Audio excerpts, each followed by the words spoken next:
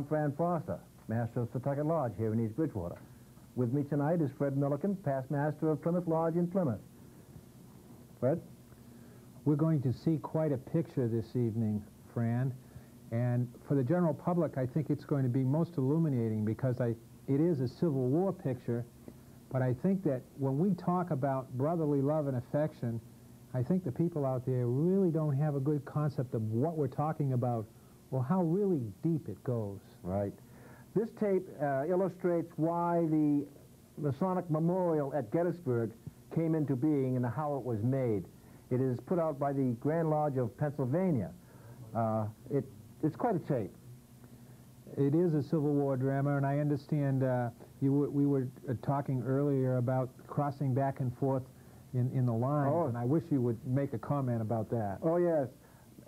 Many a night when the fires were low, the men from both sides, Confederate and Union alike, would put down their weapons and go and have a Masonic Lodge meeting in peace and harmony. And then the next morning they would get up and go back to shooting at each other, as if the peace never started, or the war never ended. Friend to friend, brotherly love and affection. Why don't we see what it's all about? Sure.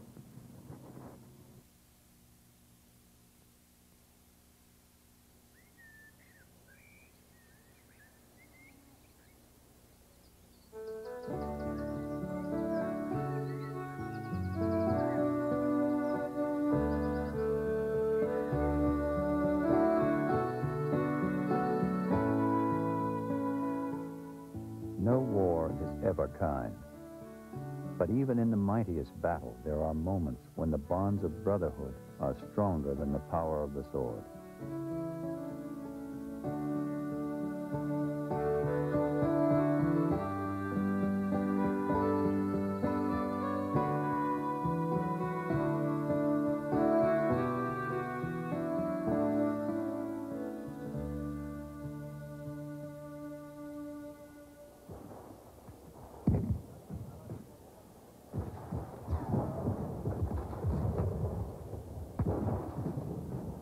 It was the third day of battle at Gettysburg. On this scorching summer day, the fate of a nation would be determined. The songs of birds had long been hushed by the roar of cannons, and the green Pennsylvania countryside lay blanketed in blue and gray. On opposite sides of these once gentle hills, two men steadily advanced toward each other. Years before, when life seemed so much simpler, Lewis A. Armistead and Winfield Scott Hancock had been friends. West Point graduates, they had tasted battle together for the first time during the Mexican War. But like so many other friends and so many brothers, Hancock and Armistead had bid sad farewell as the Civil War tore the bonds that held our nation together, and each man followed the call of his conscience.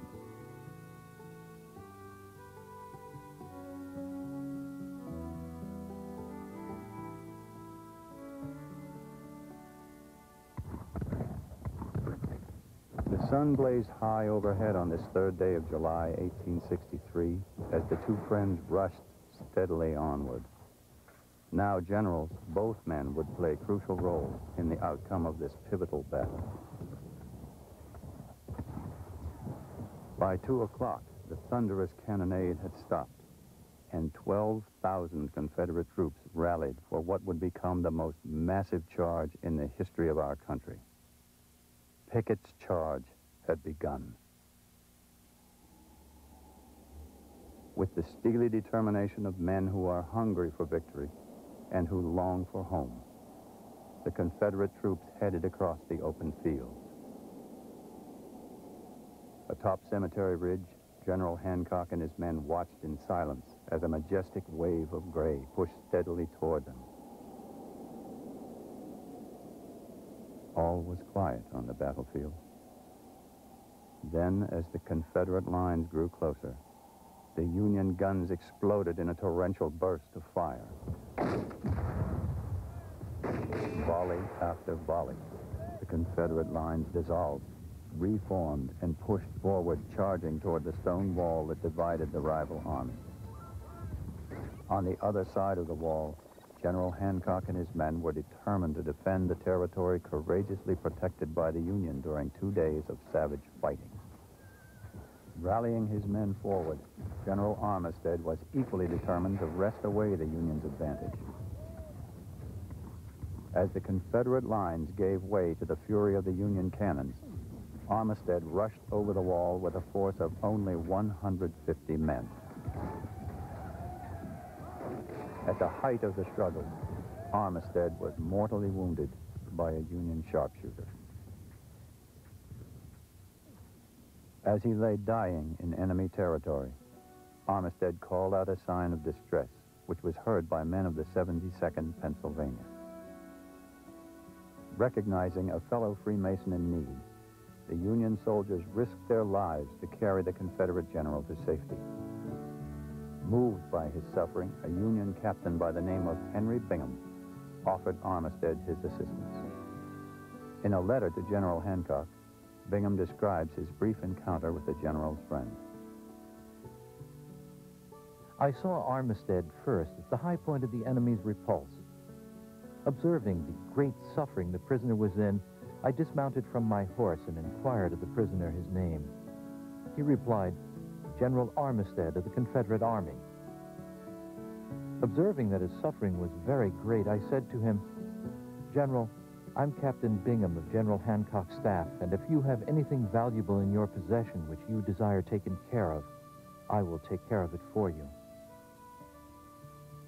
He then asked if it was General Winfield Scott Hancock, and upon my replying in the affirmative, he informed me that you were an old and valued friend of his, and that he desired me to say to you, "Tell General Hancock from me that I have done him and done you all an injury which I shall regret, or repent, I forget the exact word, the longest day I live."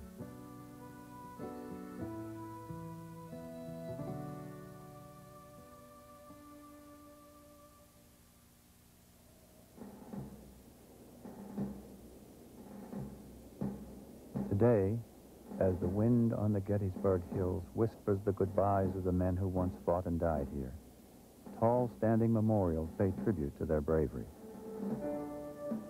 One memorial reaches deep into the soul of our country, honoring a special kind of courage. Recalling the compassion shown to Louis Armistead by his Union brother and the bonds of friendship that forever united him to his friend, Winfield Scott Hancock, the Friend-to-Friend Masonic Memorial Monument commemorates the many acts of friendship and compassion that have taken place in the midst of battle throughout our nation's history.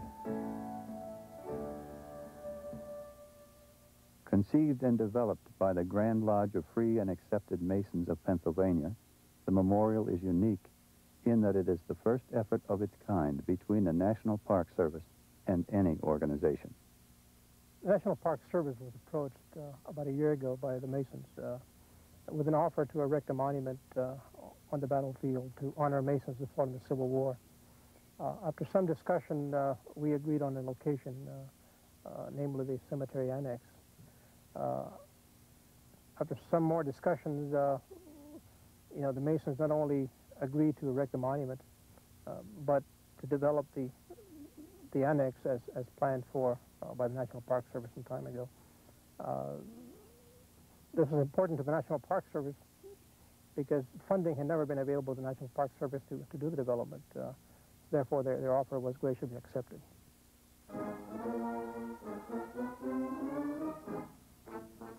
In an effort that would span several years and countless hours of planning and negotiations with the National Park Service, more than 170,000 Pennsylvania Freemasons joined forces to contribute to the development of the monument, its stately viewing plaza, and the needed enhancements to the Gettysburg National Cemetery Annex. For the Masonic Fraternity of Pennsylvania, the Friend-to-Friend Masonic Memorial provides a lasting symbol, honoring our nation's war dead while epitomizing the very essence of Freemasonry. From the very beginning, the Fraternity of Free and Accepted Masons has been built on the principles of brotherhood, of literally reaching out to others in a spirit of compassion. The Friend-to-Friend Masonic Memorial symbolizes these principles and recognizes the many historical acts of love and compassion that occurred in this very difficult period in our country's history. The memorial is also meant to honor all the Freemasons who died during the Civil War, as well as those who have fought and defended our country in all subsequent wars and conflicts. The idea to erect a Masonic monument at Gettysburg was initially conceived by a Pennsylvania jeweler by the name of Sheldon Munn. A Freemason and battlefield tour guide at Gettysburg, Munn had done extensive research on the bonds of friendship which existed between Masons of the Union and of the Confederacy. There are many monuments here at Gettysburg, magnificent memorials that honor remarkable courage and bravery. But there are no monuments, really, to honor the bonds of friendship and brotherhood which existed between the men of the blue and the gray. Somehow these bonds endured in the midst of this very bitter struggle. As a Freemason, I felt it was important for future generations to see a memorial here at Gettysburg, honoring Masonic friendship and brotherhood. Initially, as Munn and fellow Freemason Dr. John Schwartz sought to gain support for the memorial, they faced the usual battery of skeptics who felt the odds against the project were far too great for it to be taken seriously. But the men persisted with their dream and eventually found supporters who shared both their vision and their enthusiasm for the project. I did not expect to be involved in a project that looked originally very easy to build a monument, to secure permission and clearance, to have a small monument done, knowing there are 1,300 monuments existing presently on the battlefield.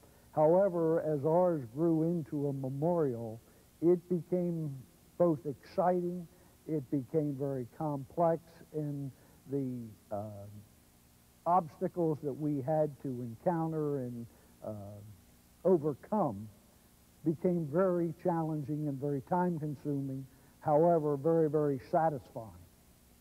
One of the greatest challenges the group was to face in the project's planning stages was securing the approval of the National Park Service. Through the efforts of Congressman and Brother William S. Broomfield of Michigan and his administrative assistant, Miss Helen Lomax, we were able to achieve through the National Park Service their final approval for the monument. A number of sites were considered for the memorial. The site which was finally selected was first suggested by Mr. Jose Cisneros, superintendent of the Gettysburg National Military Park. At the front center flagpole location of the Military Cemetery Annex, adjacent to the Gettysburg National Cemetery, the annex site includes veterans of all our country's wars.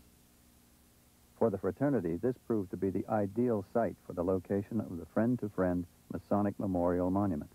I feel the annex site is one of the most appropriate sites that could have been selected for the Masonic Memorial.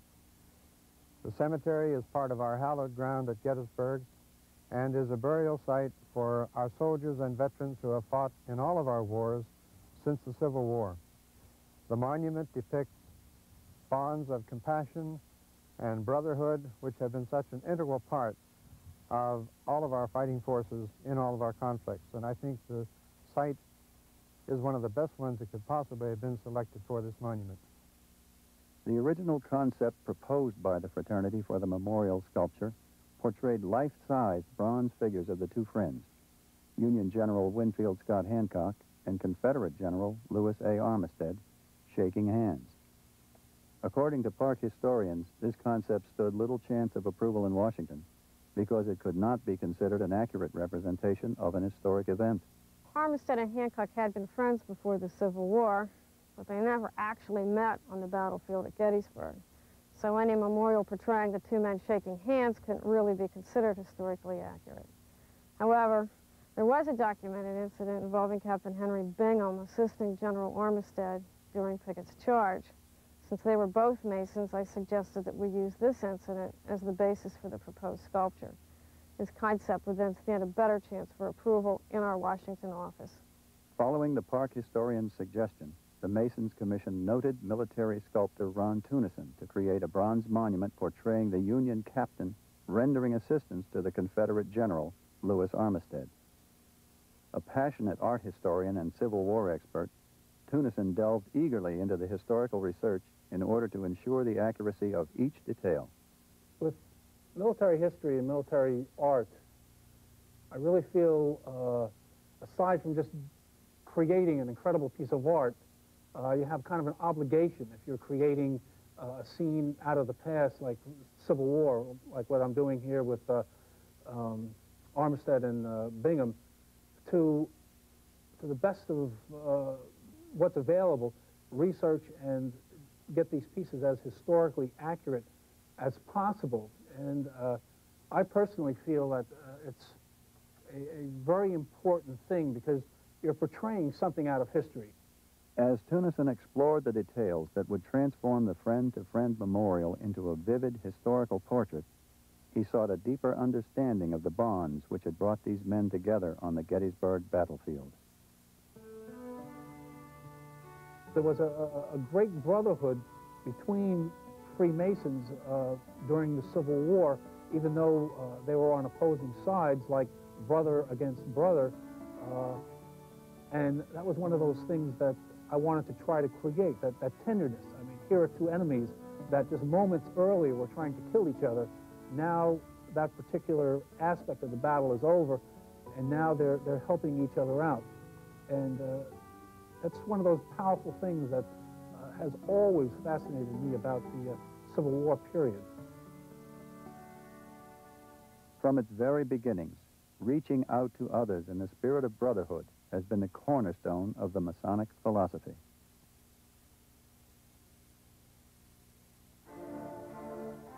There are many romantic theories and legends regarding the origins of Freemasonry. Some trace the birth of Freemasonry to the building of King Solomon's Temple in Jerusalem. Others speculate that the craft dates back to the building of the Great Pyramids of Egypt, while others believe that the Masonic Brotherhood evolved from the Knights Templar, an order of soldiers sent to protect pilgrims making their way during the Crusades. Most Masonic historians, however, trace the origins of modern Freemasonry to the master craftsmen who built the great cathedrals of medieval England.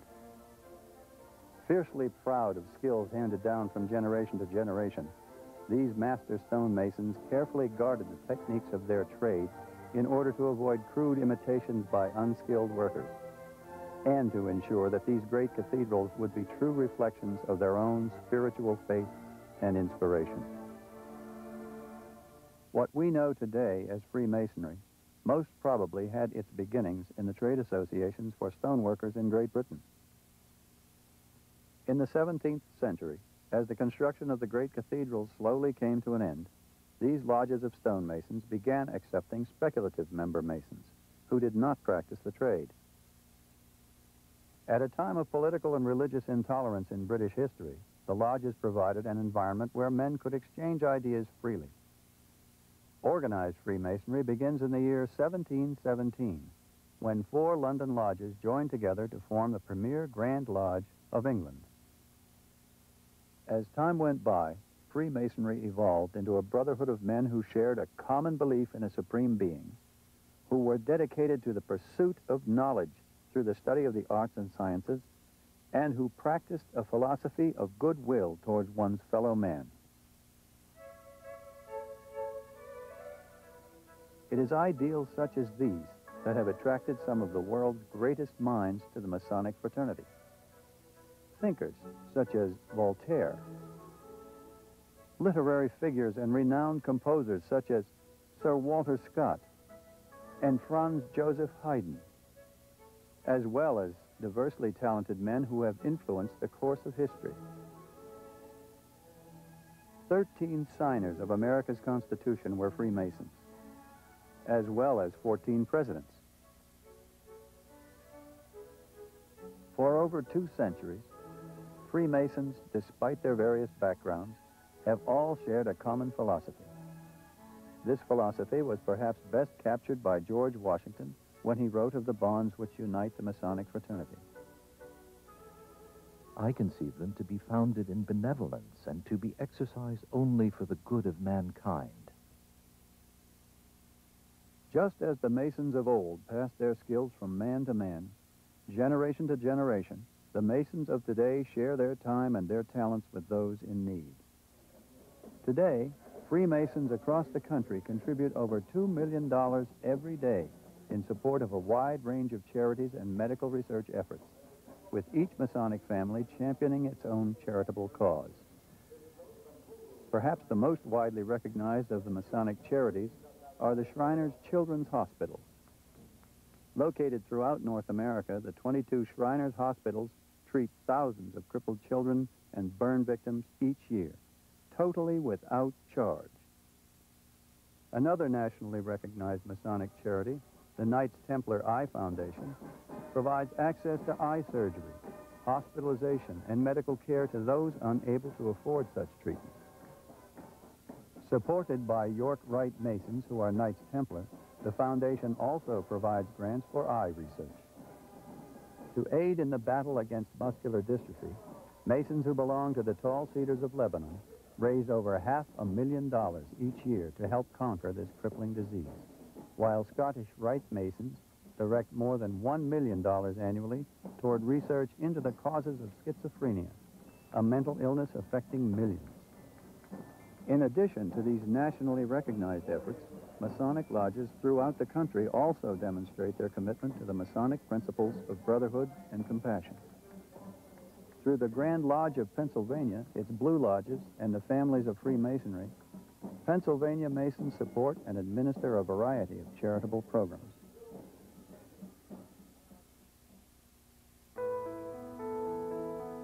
On 1,400 acres of rich Pennsylvania farmland, the Masonic homes in Elizabethtown provide a dynamic residential community for elderly Freemasons, their wives, and widows.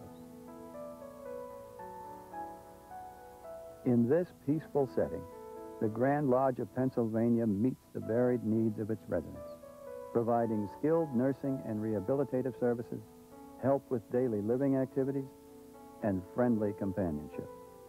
I've been living here a year and a half, and I love it. The care is great. The food is fantastic.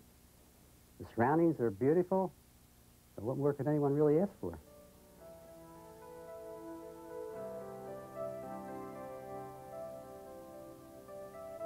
At the Children's Home in Elizabethtown, children whose families cannot provide them with adequate supervision and guidance receive the care, support, and education they need to cope with their uncertain world.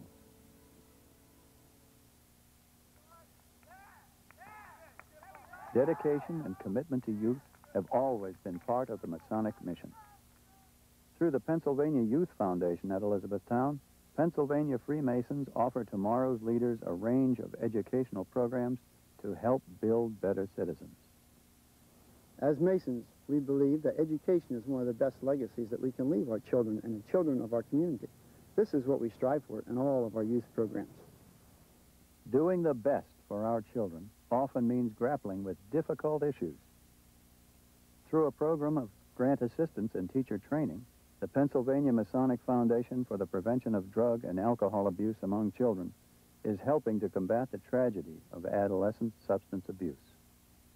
We as Masons have an opportunity to do something about the drug and alcohol abuse problem that exists today. We've been able to train teachers in over 500 school districts in Pennsylvania to look for these kind of problems with children and to refer them to core members so children can get help. The range and quality of the Masonic charities exemplify the values of a fraternity founded in benevolence, a fraternity which through the centuries has succeeded in turning a philosophy of brotherhood into compassionate action. To me, the remarkable thing about the fraternity of free and accepted Masons is that for all the good that has been done, there is a strong sense that more can be accomplished. There's that incredible commitment to do more, and in doing more, to do it more perfectly.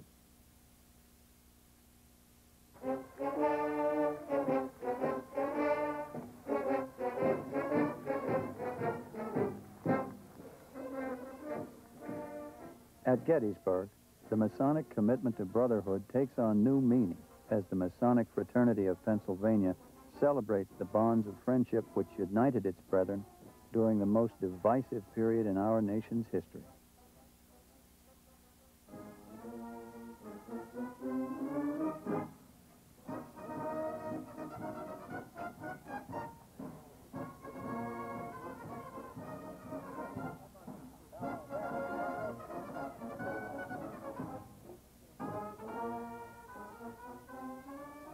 This memorial we unveil here today depicts and signifies a true example of a Masonic landmark, that bond of brotherhood which exists among Freemasons wheresoever dispersed on the earth.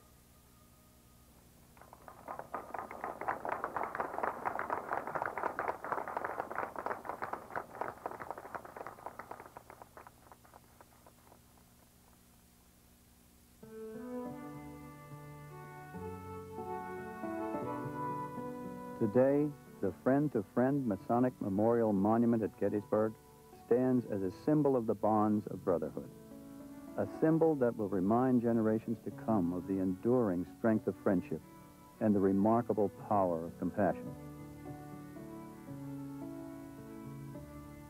Over a century ago, here at Gettysburg, one American helped heal the soul of a divided nation. His message of brotherhood still echoes on this hallowed ground. Let us neither express nor cherish any harsh feelings towards any citizen who by his vote has differed with us. Let us at all times remember that all Americans are brothers of a common country and should dwell together in the bonds of fraternal feeling.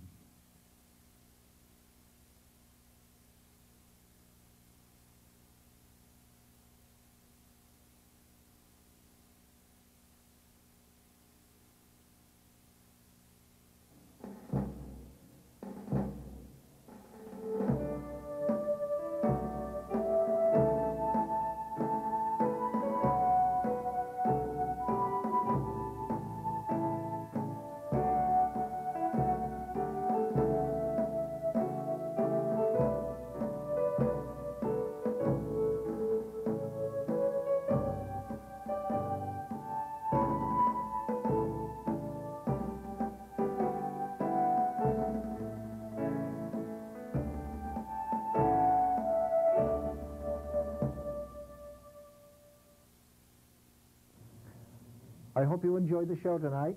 If you have any questions, you can call me at 378-3240 or write to me at Setauket Lodge, Post Office Box 132, East Bridgewater, Massachusetts, 02333. And if you write us, we will read and comment on the air regarding some of your most interesting letters.